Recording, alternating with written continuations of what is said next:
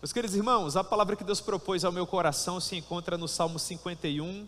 Eu gostaria de compartilhar esse texto com vocês agora pela manhã.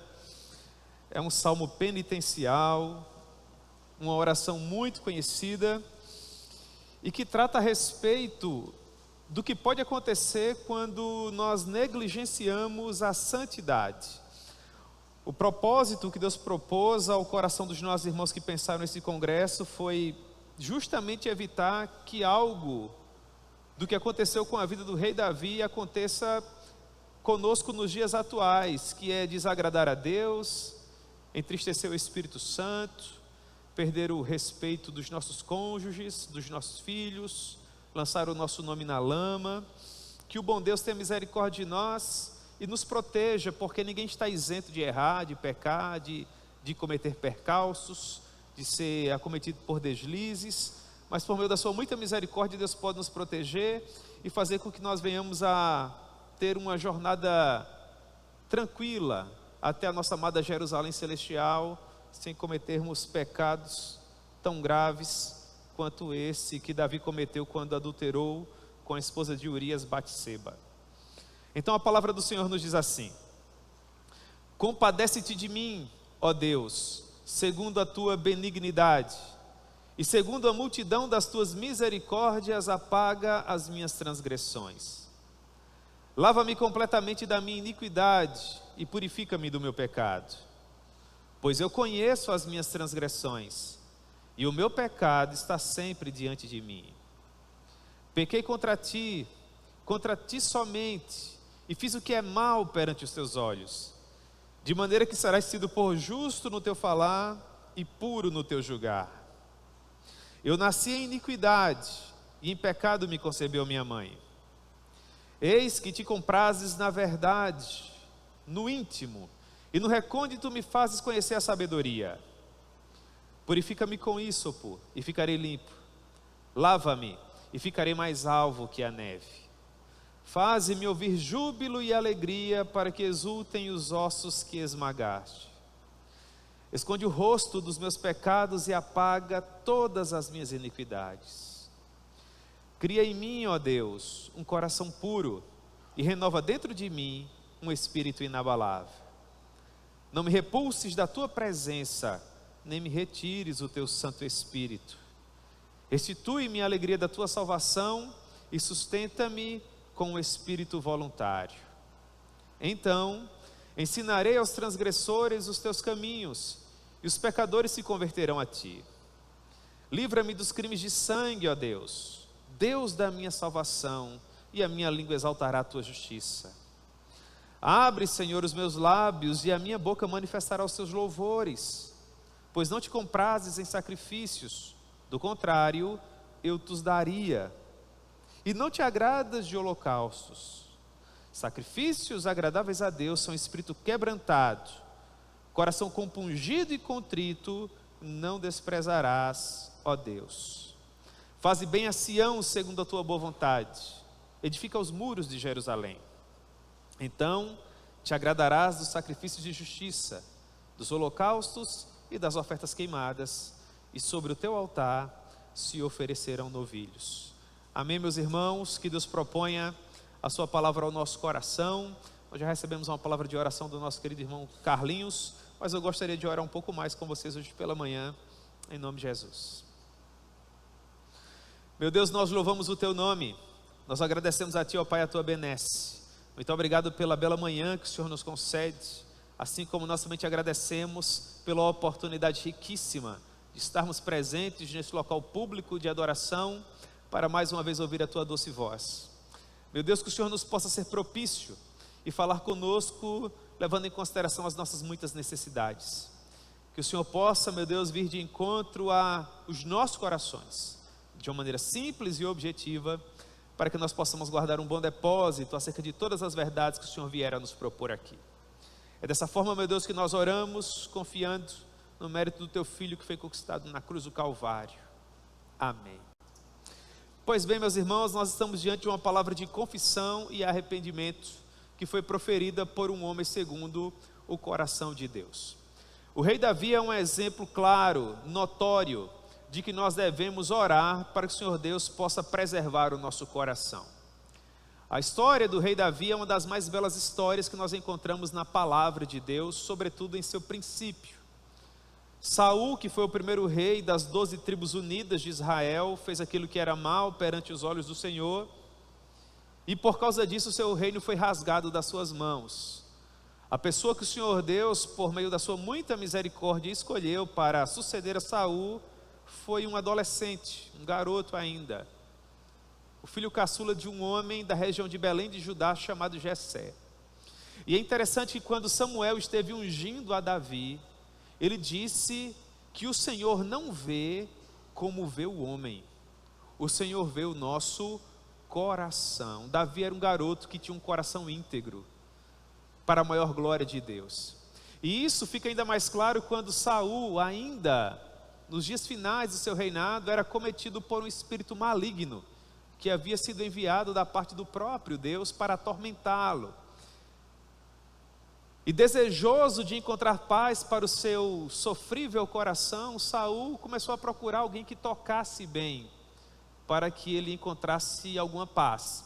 E um dos seus servos disse para Saul que conhecia um garoto, filho de Jessé o belamita, que era jovem forte e valente, sisudo em palavras, de gentil presença, e o Deus Todo-Poderoso era com ele. Essas eram as credenciais de Davi.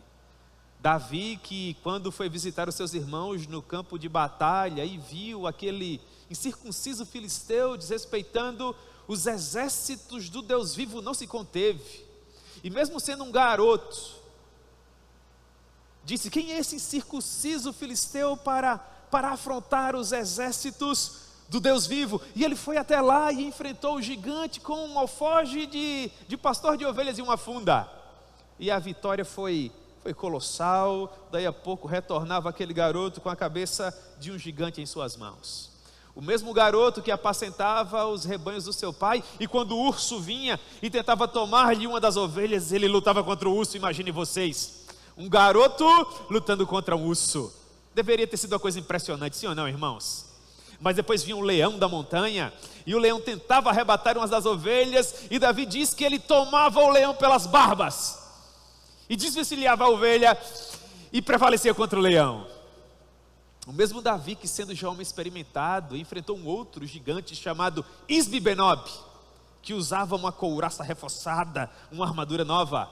E mesmo sendo já um homem avançado em dias, Davi não recuou, ele não temeu. Não fossem os seus soldados, os grandes valentes de Davi, provavelmente o rei teria sido subjugado.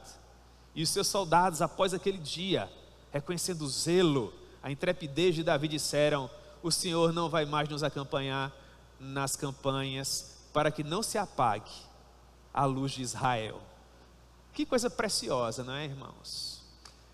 É uma biografia que, se tivesse sido escrita apenas dessa maneira, teria sido brilhante. Davi não era um homem perfeito, assim como nenhum de nós o somos, mas Davi era um homem segundo o coração de Deus. Esse homem segundo o coração de Deus enfrentou uma campanha, um exército combinado de sírios e amonitas, que se espalhavam sobre a superfície da terra como um verdadeiro enxame. Davi não possuía recurso suficiente para prevalecer contra esse exército combinado, mas os seus principais capitães se levantaram contra aqueles homens, e em comum acordo eles disseram: do ponto de vista humano, provavelmente nós sucumbiremos, mas nós vamos lutar pelo nosso Deus, por nossas famílias e pelo que nós temos. Se os inimigos forem mais fortes que nós vamos nos unir e ajudaremos uns aos outros, para que dessa forma nós venhamos a ter alguma chance, e que o Senhor Deus faça a sua vontade.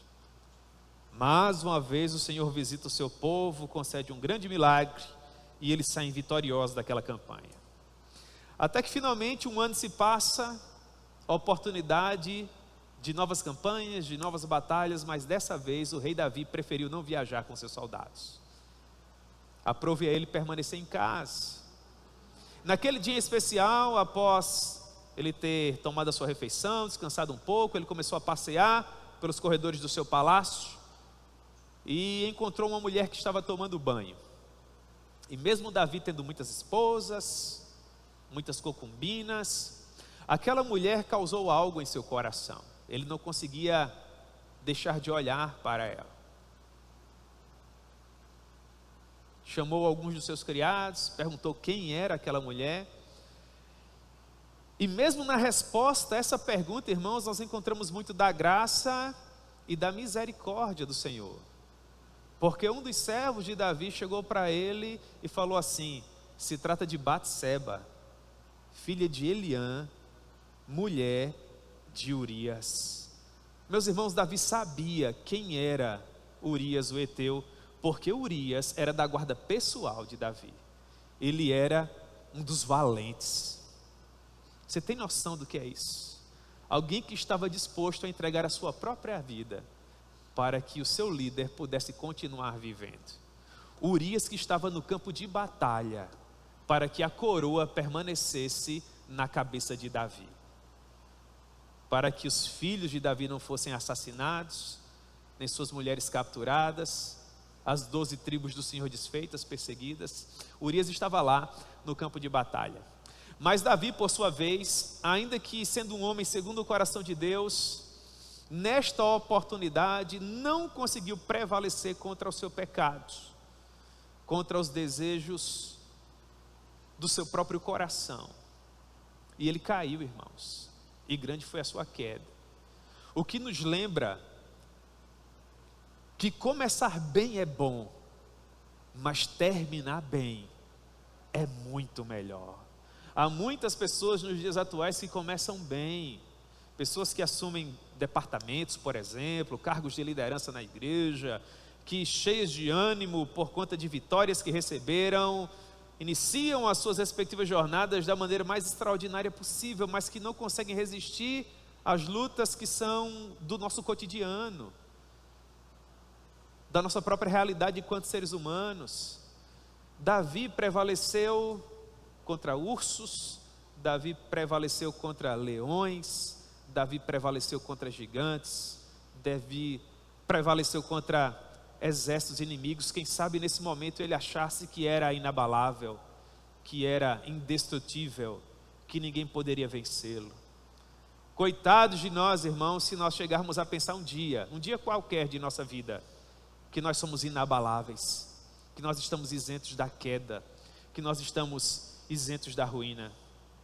Sábio é o homem que jamais esquece que um abismo espreita, que há um exército contrário, motivado a nos matar, nos roubar, nos destruir, e que se não fosse a graça e a misericórdia do Senhor, nem mesmo aqui nós estaríamos nessa bela manhã de domingo, para ouvirmos essa mensagem.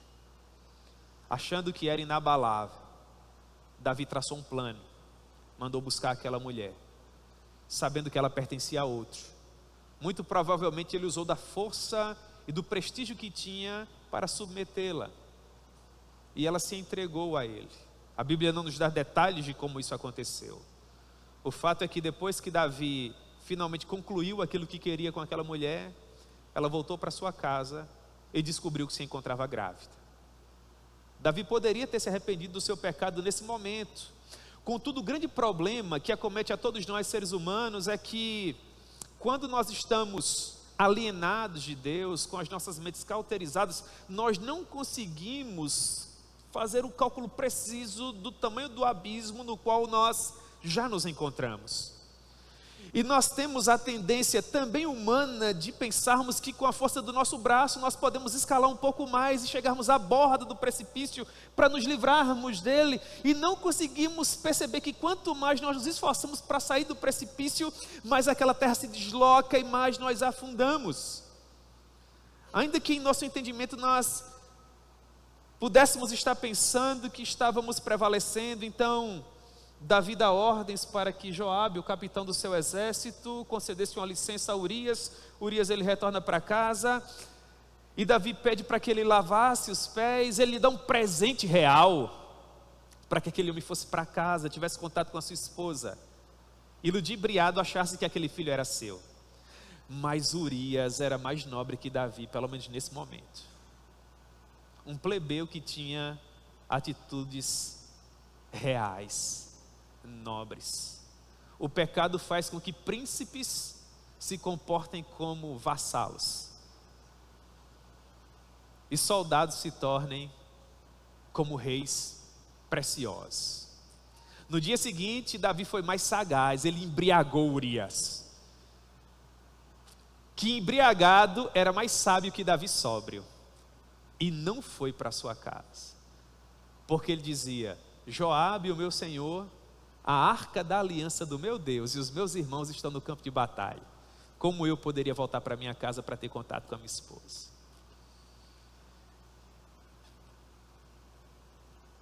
Se vendo vencido pela hombridade de Urias, Davi escreve uma carta, e Urias é o próprio portador.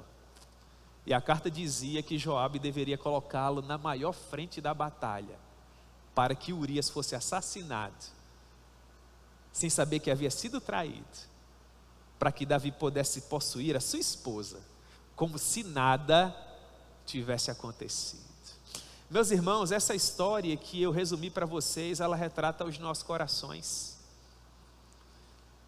Se parte do nosso comportamento fosse colocado em um livro, provavelmente ao longo da nossa vida, não sei quantos anos você tem, mas provavelmente ao longo da sua jornada, quem sabe, você deve ter cometido algo que provavelmente te envergonharia, assim como Davi estaria envergonhado se ele estivesse sentado aqui ao lado de Carlinhos ouvindo essa história. Todos nós somos pecadores, irmãos, carentes da graça e da misericórdia do nosso Deus. Não fosse o Senhor, nós não estaríamos aqui. Davi era um homem segundo o coração de Deus, e olha onde Davi se meteu. Que Deus tenha misericórdia de nós. Santidade é uma coisa muito séria, irmãos. Nós precisamos permanecer vigilantes, para que o inimigo das nossas almas não venha nos tragar. Ter êxito em lançar o nosso nome na lama, fazer com que nós venhamos a perder o amor e o respeito dos nossos cônjuges, o carinho dos nossos filhos. Pois bem, um ano se passa. Urias tombou no campo de batalha. Batseba foi tomada por esposa e passou a fazer parte do harém de Davi. Quem sabe ela começou a pensar a esse respeito, a Bíblia não nos diz.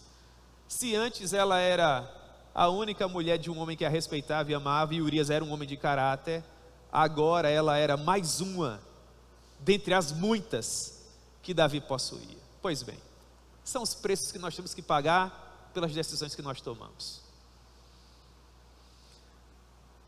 Deus chama o profeta Natã, homem corajoso, e Natã vai contar aquela historinha para Davi, que havia um homem rico, poderoso, cheio de muitos bens e propriedades, que possuía muitas cordeirinhas, muitas reses, recebeu um visitante, e aquele homem rico poderia tomar qualquer daquelas suas reses do seu rebanho, não lhe faria falta alguma, porque ele tinha inúmeras.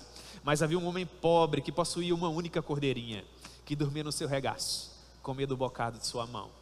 Então aquele homem rico vai até lá e pega aquela única cordeirinha, e a mata, e a oferece como banquete para o seu visitante. E nesse momento o zelo de Davi aflora, irmãos. Aquele Davi que nós conhecemos, o Davi garoto que tinha um coração íntegro, o Davi que se levantava contra leões e ursos, o Davi que errava, que pecava, é verdade, mas que era um homem bom. O fato é que ele era sujeito às paixões, como todos nós o somos. E Davi diz nesse momento: tão certo como vive o Senhor, eis que esse homem é digno de morte. E pelo que ele fez, tomando a cordeirinha, ele vai ter que restituir até 4 vezes mais. Natã aproveita a deixa e diz: esse homem é você. Nesse momento, irmãos, Davi poderia ter se comportado como Adão e ter dito: mas a culpa foi de Batseba, que estava tomando banho naquele local inconveniente. Ela sabia como eu estava, como é o meu coração, coração de um rei. Não, irmãos. No momento em que Natã acusa Davi desse pecado terrível, 2 Samuel capítulo 12, verso 13, Davi diz assim: eu pequei contra o meu Senhor. Esse é o primeiro ponto, irmãos, dessa breve mensagem que nós teremos hoje pela manhã. Esse é o primeiro ponto. Confissão. Confissão. Mas o fato de nós confessarmos o nosso pecado não significa dizer que nós estaremos isentos de sofrermos o dano por causa dele. Porque ainda que Davi tenha confessado o seu pecado, Natã, no mesmo diálogo, diz para ele, 2 Samuel capítulo 12, verso 9: por que você desprezou a palavra do Senhor, fazendo o que era mal perante ele? A Urias, o heteu, você feriu a espada. A sua esposa você tomou por mulher, depois de o matar com a espada dos filhos de Amon. Imagine vocês, Davi, ouvindo tudo isso. Agora, pois, primeiro ponto: não se apartará a espada jamais da tua casa, porquanto me desprezastes e tomaste a mulher de Urias, o heteu, para ser a tua mulher. Então assim diz o Senhor, e esse é o segundo ponto: eis que da tua própria casa suscitarei o mal sobre ti, e tomarei tuas mulheres à tua própria vista, e as darei ao teu próximo, o qual se deitará com elas em plena luz do sol, porque o que tu fizestes em oculto, eu o farei perante todo Israel, à luz do sol. Meus irmãos, que consequências terríveis esse homem teve que experimentar por conta do seu pecado. Seu filho Absalão se levantou contra ele, tomou das suas mulheres a luz do sol, numa cabana improvisada, para que todos os súditos de Davi vissem a vergonha a que ele estava se submetendo. O perseguiu, tentou matá-lo, ensandecido em sua cólera. No final dessa campanha, Absalão morreu, mas antes disso ele tinha matado um dos seus próprios irmãos, que por sua vez havia violentado a sua própria irmã, filha do rei. Que situação terrível. E é com esse coração pesaroso, em frangalhos, que Davi escreve essa oração. O Lloyd Jones diz que o Salmo 51 é o clamor de um desviado, ávido por voltar ao bom caminho, encontrar perdão, sentir-se mais uma vez amado, caminhando em direção a Jerusalém celestial. Davi diz assim: compadece-te de mim, ó Deus, segundo a tua benignidade, e segundo a multidão das tuas misericórdias, apaga as minhas transgressões. Davi está implorando a Deus para que, segundo a sua bondade, segundo a multidão das suas misericórdias, Deus apagasse as suas transgressões. Davi não está pedindo meramente para ser perdoado. Ele se encontra tão profundamente envergonhado, se sente tão sujo, com o seu nome tão profundamente enlameado, que a sensação que permeia o coração de Davi era como que se fosse possível, ele queria que aquele dia jamais tivesse acontecido. Você já experimentou algo assim? Dobrou os seus joelhos em oração, dizendo: apaga esse dia, Senhor. Como eu gostaria que isso não tivesse acontecido. Como eu gostaria que essa mancha, essa nódoa não estivesse no meu currículo. Onde eu estava com a cabeça, porque o Senhor permitiu, porque o Senhor não criou uma situação. Davi se sentia sujo, envergonhado. Não é à toa que no verso 2 ele diz: lava-me completamente da minha iniquidade. E a palavra que ele usa na Septuaginta é a catársia. É a sujeira moral, é a sujeira do nome, é a sujeira do histórico. É aquela sujeira que você não consegue retirar com produtos de limpeza. É aquela sensação de asco que, por mais que você tome banho e repita novamente o banho, você não se sente limpo, pelo contrário, você se sente sujo. Um sentimento asqueroso no coração, como se uma espécie de repulsa habitasse em você. E Davi diz: purifica-me do meu pecado. A ideia aqui é do ouro que é purificado no cadinho. do ouro que é preciso passar pela fornalha para que as impurezas se desprendam dele, e ele se torne mais nobre, e ele se torne mais puro. Davi está dizendo para Deus: Senhor, não importa o que o Senhor vai fazer, para que o Senhor me purifique, ainda que o Senhor tenha que me provar numa fornalha, como é o caso do ouro, purifica-me, Senhor. Faz algo para que a paz finalmente retorne ao meu coração.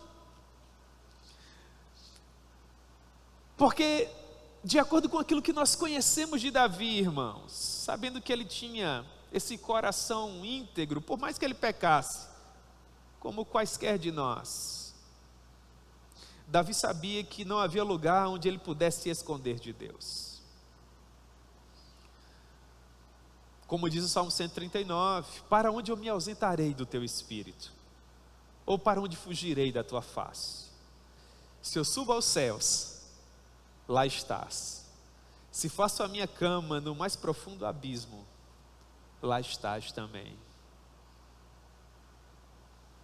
Davi diz no verso 3, com base nisso: pois eu conheço as minhas transgressões, e o meu pecado está sempre diante de mim. Eu fico imaginando, irmãos, as festas na corte real do rei Davi. Davi foi um rei muito suntuoso, um homem muito próspero, muito rico. Então estavam os cantores e os músicos com seus adufes e os seus alaúdes, cantando, quem sabe, algumas dessas canções que foram escritas pelo próprio Davi. Alguns sorriam, outros se alegravam, haviam brindes, comemorações, e o coração de Davi quebrado, condoído. Não havia um lugar de paz. Sabe o que é isso, irmãos? É graça especial. Nosso irmão Danilo, essa semana, me presenteou com um livro do Jonathan Edwards, né? E enquanto estava acontecendo a aula aqui no seminário da igreja, eu peguei aquele livro despretensiosamente, comecei a folhear. E sabe quando você é mordido pelo livro? Quando Deus, de uma maneira extraordinária, usa um mecanismo como um livro que você acabou de ganhar como meio de graça. E o Jonathan Edwards fazia explicação entre o que é graça comum e graça especial, graça salvífica. E ele dizia naquele belo texto que um é o comportamento de quem de fato foi alcançado, de quem possui essa graça salvífica que o regenerou, e outro completamente diferente é o comportamento daquele que, mesmo na igreja, só possui, infelizmente, graça comum. Quando você, infelizmente, é visitado apenas por uma espécie de graça comum, que é o sol que brilha sobre todos, ou a chuva que cai sobre todos, algo como o pecado não te afeta tanto, você consegue encontrar justificativas. Você encontra um lugar, quem sabe, de remorso no seu coração, passa 2 ou 3 dias tristes, mas depois você mesmo se perdoa. E inexplicavelmente você faz com que o sol volte a brilhar, e as flores continuam desabrochando, os pássaros continuam cantando, você segue a sua vida sem ter que pedir perdão, como se nada tivesse acontecido. Mas quem nasceu de novo é diferente. Para onde ele olha, parece que aquela nódoa o acompanha, aquele pecado, ele não encontra um lugar de paz. Sabe por quê? Porque o reino dos céus é um reino de consciência. Ou ele é um reino de consciência, ou não é nada, não passa de uma farsa. Então Davi não encontrava paz no sono, nem alegria no vinho. Ele tinha os melhores músicos e os mais excelentes cantores, mas é o mesmo Davi que diz: o meu pecado está sempre diante de mim, ele me persegue. O mesmo Davi que diz: enquanto eu calei os meus pecados, envelheceram os meus ossos pelos meus constantes gemidos todo dia. Sabe por quê? Diz Davi: porque a mão do Todo-Poderoso pesava sobre mim. O que Davi precisava fazer? Davi precisava confessar, irmãos, ter uma conversa com Deus. Então ele diz no verso 4: pequei, Senhor, não contra Batseba, não contra Urias, eu pequei contra ti somente, e fiz o que é mal perante os teus olhos, de maneira que será tido por justo no teu falar e puro no teu julgar. Meus irmãos, quando você tem caráter, é muito melhor que você sofra fisicamente. É muito melhor que alguém te fira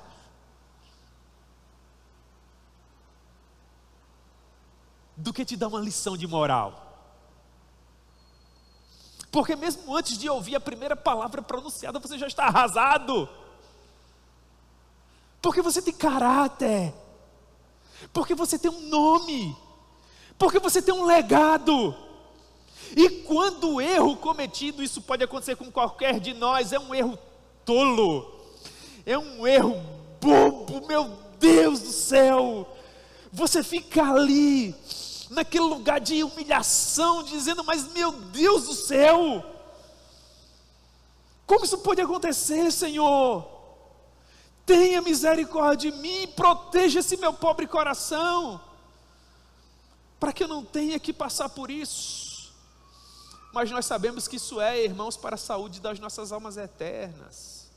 O Salmo 141, verso 5 diz: fira-me o justo, será isso mercê, repreenda-me, será como óleo sobre a minha cabeça, a qual não há de rejeitá-lo. É melhor a repreensão, porque a repreensão traz correção, e a correção nos dá esperança.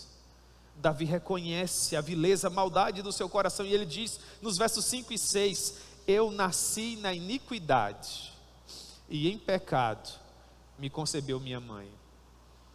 Este te comprases na verdade, no íntimo e no recôndito, me fazes conhecer a sabedoria. Davi diz, Senhor, eu sou esse pecador, mas tenha misericórdia de mim, me ajude. Esse é o segundo passo, irmãos, é o arrependimento. O primeiro ponto é confessar o pecado, é reconhecer que o erro aconteceu, é procurar ajuda. Pessoas que te amem para caminhar ao seu lado, é abrir o seu coração, falar para Deus aquilo que está acontecendo. E em segundo lugar, meu irmão, é o arrependimento. Você lembra que Davi sentia como se estivesse sujo, como se algo repugnante estivesse no seu corpo. Então ele diz no verso 7, purifica-me com ísopo, Senhor. O ísopo é aquela esponja, sabe? Que foi usada, por exemplo, por ocasião da Páscoa, para passar o sangue nas vergas e nos umbrais das portas. Pois bem, Davi está dizendo,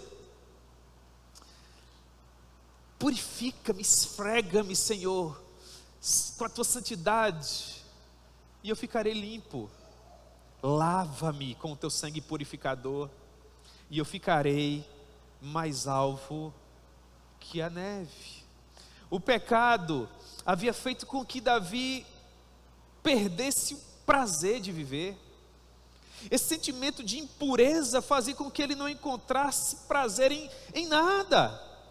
Como eu disse para vocês, as pessoas cantavam, tocavam, nada acontecia no coração de Davi. Isso fica claro no verso 8, ele diz, faze-me ouvir júbilo e alegria, para que exultem os ossos que esmagaste. Você está em pecado, ou você fez algo que desagradou alguém, desagradou a Deus, e está todo mundo feliz ao seu lado, e você se sente sozinho no meio da multidão. Davi está dizendo, Senhor, devolve-me a alegria, devolve-me o prazer, faz com que mais uma vez se alegrem esses pobres ossos que tu quebrastes com a tua santidade. Eu não suporto mais, Senhor. Esconde o rosto dos meus pecados. Davi está dizendo, apaga as minhas transgressões. Se você já esteve na presença de Deus, você sabe como o olhar dele é santo. Se nós, quando temos caráter, desagradamos ao papai e à mamãe, no momento da repreensão a gente não consegue olhar nos olhos dele, de tão envergonhados que nós ficamos. Imagine o que seria olhar para os olhos de um Deus que é santo, e santo, e santo. Esse é um daqueles momentos em que Davi não pode dizer alegrei-me quando me disseram vamos à casa do Senhor, porque ele está com vergonha dos seus pecados, e ele diz: esconde o rosto dos meus pecados, não enxerga isso em mim, apaga isso do meu currículo, Senhor, apaga as minhas iniquidades. Logo Davi, irmãos, Davi que em determinado momento da sua vida escreveu assim: ó Deus, Tu és o meu Deus forte, eu te busco ansiosamente, a minha alma tem sede de Ti. Você já fez uma oração dessa natureza? Escolhendo palavras como essa, você consegue imaginar esse homem ajoelhado, no lugar secreto de oração, em completa adoração, dizendo: ó Deus, Tu és o meu Deus forte, eu te busco ansiosamente, a minha alma tem sede de Ti, o meu corpo Te almeja, como a terra árida, exausta, sem água.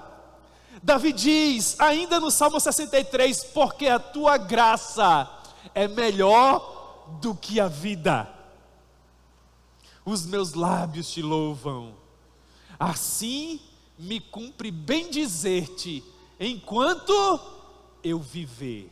Esse homem pecou, imaginem vocês, e esse homem que diz, assim como a corça anseia pela corrente das águas, o meu corpo, Senhor, anseia por Ti. Agora este mesmo homem está dizendo: não olhe para mim, Senhor, não olhe para mim nesse momento.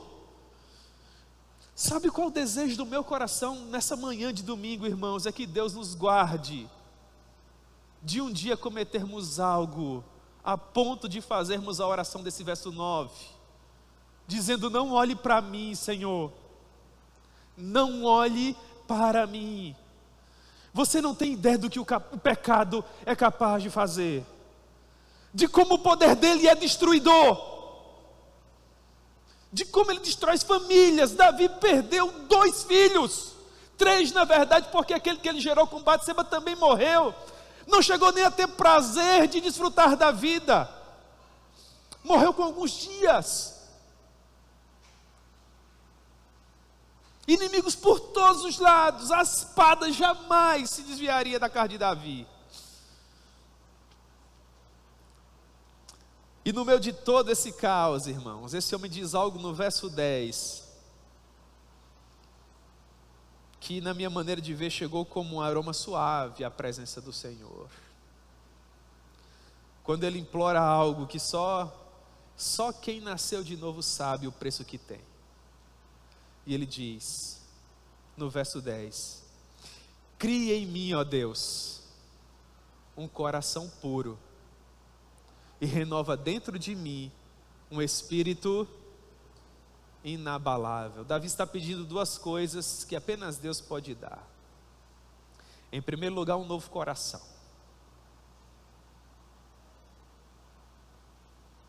E em segundo lugar, um novo nome. 2 coisas que nós perdemos quando cometemos pecados morais, assim como Davi. Quando Davi se deitou com Batseba, ele ganhou mais uma mulher, ao preço de perder o seu próprio coração. Quanto tempo Davi esteve com aquela mulher naquele primeiro contato? 5 minutos, 10, 15, 20, 1 hora, 1 tarde.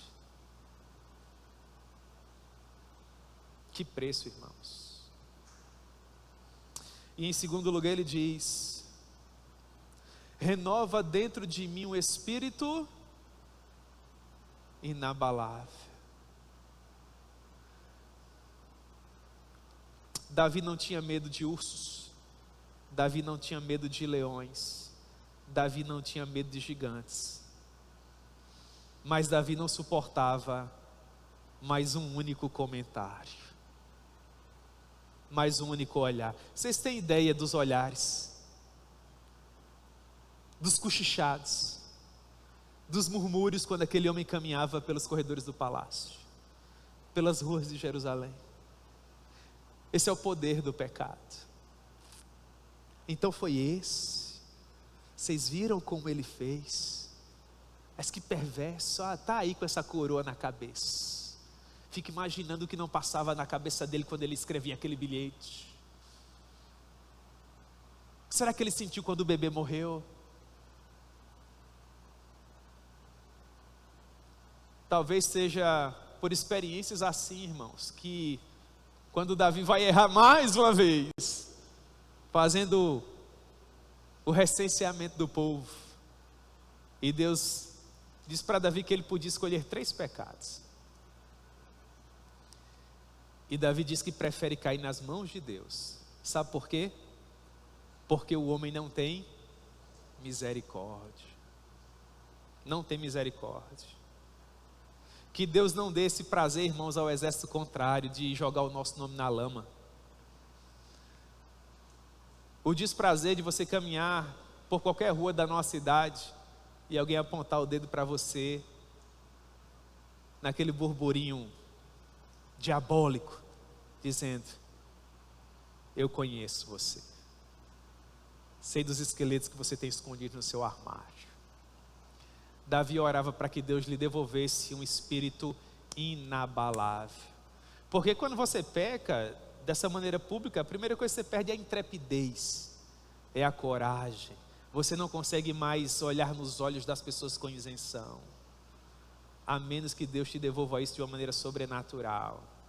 Mas sempre vai ser, irmãos, uma segunda via. Uma segunda via. Você perde a sua identidade, o documento, o RG. Você vai conseguir outro. Vai conseguir outro. Com um detalhe. O segundo vai vir com uma observação. Sabe qual é? Vai vir escrito assim nele: segunda via. Né? Deus nos perdoa, irmãos, nos restaura, devolve a alegria do nosso coração. Mas a observação vai ficar no currículo para o resto da vida. Que Deus nos guarde, que Deus nos proteja, em nome de Jesus. Então Davi diz: não me repulses da tua presença, não retires de mim o teu Espírito Santo. Verso 12: restitui-me a alegria da tua salvação e sustenta-me com o espírito voluntário. Devolve-me a alegria da salvação, Senhor.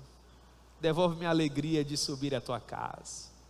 Às vezes, irmãos, naqueles dias de terça-feira, culto de oração, ou naqueles domingos em que você teve uma semana cansativa, como é difícil subir à casa do Senhor para adorá-lo. Não sabe você que há muitas pessoas que dariam o braço direito para ter a oportunidade que você tem aqui, de olhar nos olhos do seu pastor sem problema nenhum, e mais que isso, pastor não é ninguém, é só mais um servo. Olhar para o trono da glória do seu Deus de cabeça erguida, dizendo: está tudo em seu devido lugar, Senhor, tu conheces o meu coração, eu estou aqui na condição de um verdadeiro adorador. Quantas pessoas, infelizmente, por conta dos desdobramentos de pecados que cometeram, não se sentem mais bem no meio dos seus próprios irmãos, porque os olhares são como chicotes, ainda que as pessoas nem estejam pensando naquilo que aquele irmão porventura tenha feito, mas só o fato de ser olhado já causa uma série de pensamentos à mente, que faz com que a pessoa não se sinta bem, por vezes não se sinta nem amado. Então Davi diz: restitui-me a alegria da tua salvação, sustenta-me com espírito voluntário. Deus ouve a oração do seu servo e para a glória dele o restaura, irmãos. E é com isso que eu gostaria de concluir nesses minutos finais. Deus aqui fala de restauração. Eu quero acreditar que esse servo do Senhor foi restaurado. Davi era um homem de Deus, voltou a caminhar com o Senhor, e ele diz o que ele faria no momento em que isso acontecesse. Verso 13: quando o Senhor me restaurar, eu ensinarei aos transgressores os teus caminhos, e os pecadores se converterão a ti. Ah, Senhor, eu quero voltar à prática das primeiras obras, eu quero voltar a ser aquele quem eu era. Mas ao que parece, o pesar pelo sangue que foi derramado por conta dos pecados de Davi ainda pesavam no seu coração, e ele faz essa oração nesse período de restauração, a oração do verso 14. Ele diz: livra-me dos crimes de sangue, ó Deus, Deus da minha salvação, e a minha língua exaltará a tua justiça. Quem sabe ele pensava em Aminon, quem sabe ele pensava em Absalão, quem sabe ele pensava em Urias. Irmãos, quem sabe ele pensava em tantas outras coisas, assim como o pastor Jaime Kemp nesse livro nos convida a pensar em muitas coisas. Se eu tivesse esse poder, cada um de vocês leria esse livro aqui. O título é Pastores em Perigo, mas ele se aplica à realidade de todos nós. O que você é? Você é odontólogo, então odontólogos em perigo. Você é advogado, advogados em perigo. Você é mecânico, você é barbeiro, você é quê? Profissional liberal. Todos nós estamos em perigo, irmãos. E em um dos capítulos aqui que o pastor Jaime Kemp trata a respeito de queda, a respeito de pecado moral, nas aplicações ele diz algo que marcou profundamente o meu coração desde a primeira vez que eu li esse livro. Ele diz assim: pense no preço que você terá de pagar se ocorrer uma queda, um pecado moral. Pense na sua esposa, nos seus filhos, na sua igreja, no seu ministério e no nome de Cristo. Se você foi visitado por essa graça especial, você treme só de pensar nessa possibilidade.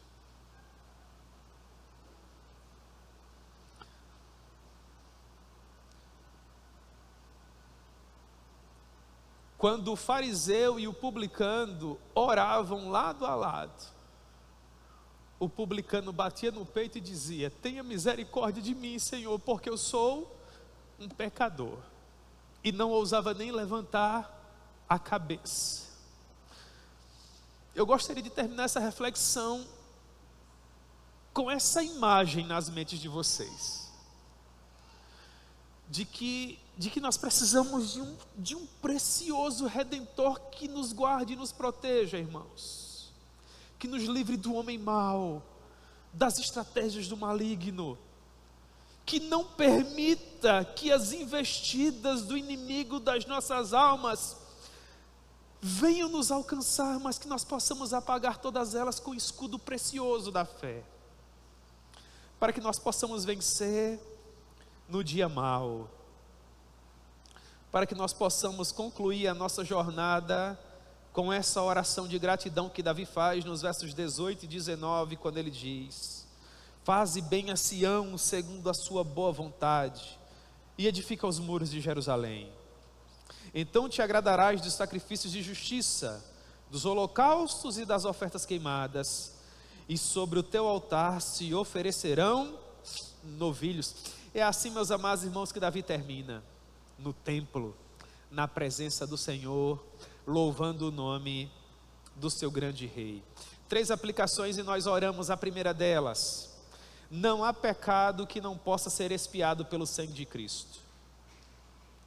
Quando um pecador contrito e quebrantado se ajoelha perante o trono da glória do seu Deus, ele encontra graça e misericórdia. Mas você precisa confessar, você precisa se arrepender e você precisa mudar.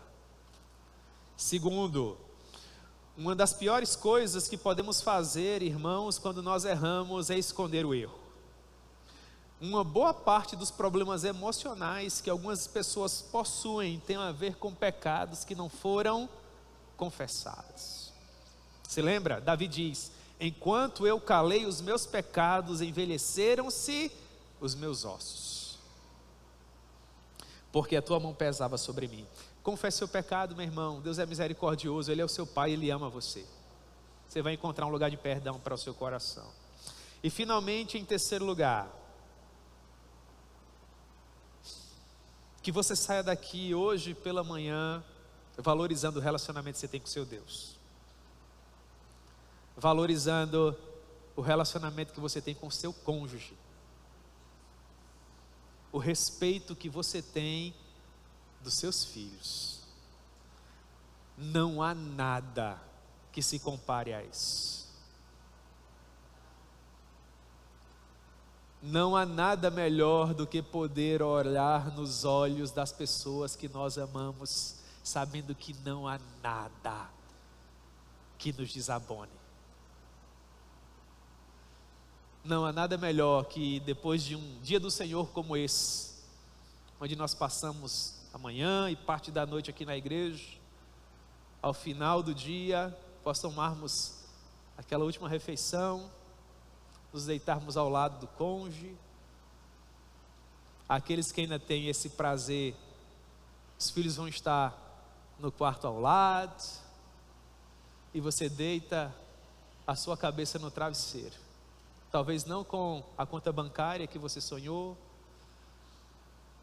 ou com a conclusão daquela reforma, ou com um ano daquele veículo que você sonha trocar. Talvez você não tenha feito a viagem dos seus sonhos ainda, mas não há nada melhor que colocar a cabeça no travesseiro e dormir tranquilamente, porque todas as coisas estão no seu devido lugar.